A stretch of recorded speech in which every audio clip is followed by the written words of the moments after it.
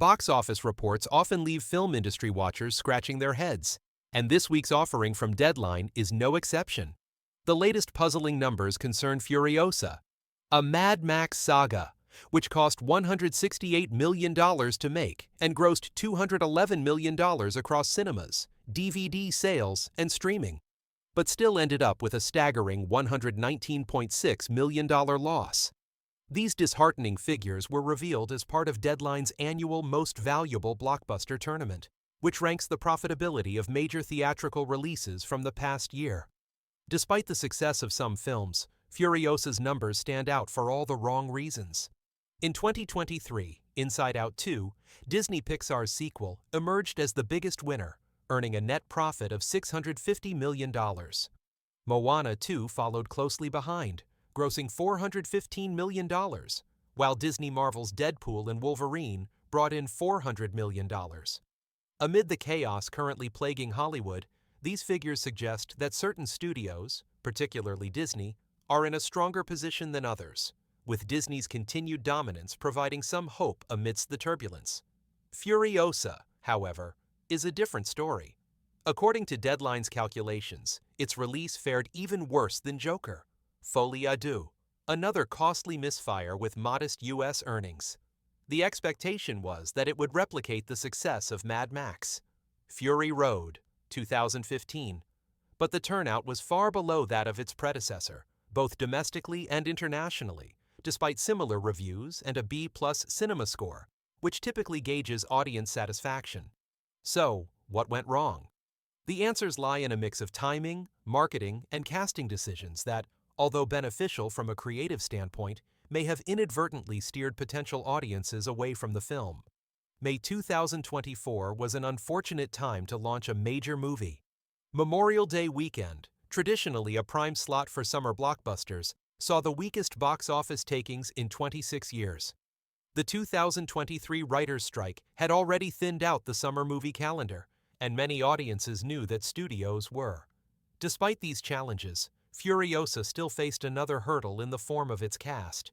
Anya Taylor-Joy and Chris Hemsworth, though talented, weren't the same marquee draws as Fury Road's Tom Hardy and Charlize Theron. Furthermore, the film's prequel status meant that it didn't feature the beloved Max character, nor did it offer audiences the same iteration of Furiosa they'd grown accustomed to in the earlier movie. Perhaps the most damaging factor, however, was the film's marketing. Early promotional materials, including a trailer that featured unfinished visual effects and a vibrant color palette, made the movie seem more like a CGI-heavy spectacle than the gritty, practical action epic that director George Miller had crafted. This misstep in presenting the film to the public could have been a major turnoff for fans hoping for the same raw, visceral experience as Fury Road. Does Furiosa's commercial failure matter? For Miller, it's possible. At 80 years old, Miller had planned for The Wasteland to be his final Mad Max film. But since Furiosa's underperformance, there's been little buzz surrounding this follow-up. The lackluster reception may also discourage studios from backing original projects that fall outside the growing demand for familiar intellectual properties. But despite its commercial setback, Furiosa remains a remarkable piece of cinema. It's not just another cash grab seeking to ride the coattails of Fury Road. Rather, it's a unique and exhilarating blockbuster, one of the standout films of the current decade. Its spectacular action set pieces and haunting narrative set it apart from most other contemporary films of its scale. A standout sequence features a high-speed chase where Tom Burke's Praetorian Jack drives a war rig while Taylor-Joy's Furiosa clings to its undercarriage. This action scene rivals any from Fury Road, with the rig being attacked from every angle, including by bandits wielding dynamite-tipped spears and paragliding above.